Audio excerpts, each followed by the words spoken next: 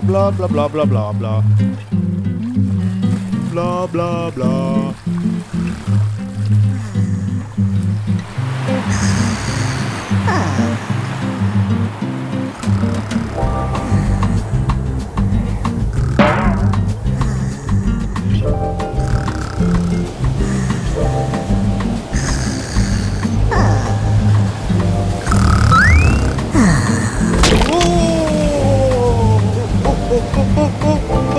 Ah! Bla bla.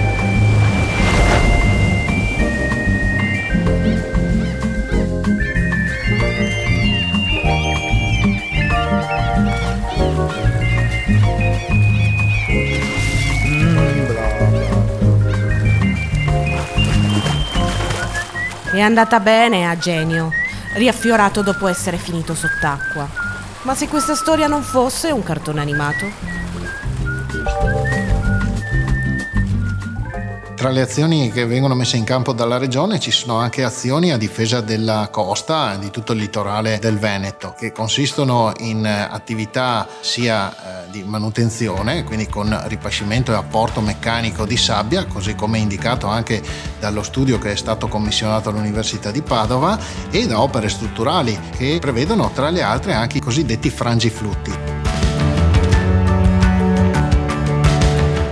Delle strutture che possono essere trasversali o longitudinali rispetto al flusso dell'onda e servono a mitigare gli effetti del moto ondoso che, tra le altre cose, provoca erosione della costa.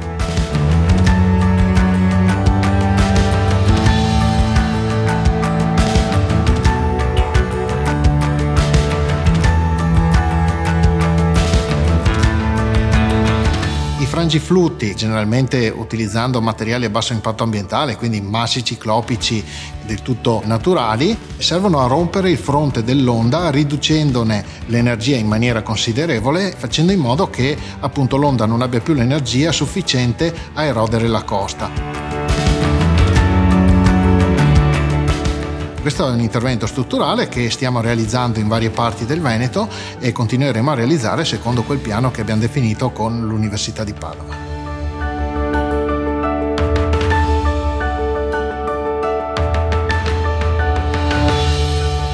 Il rischio zero non esiste, ma ridurlo si può.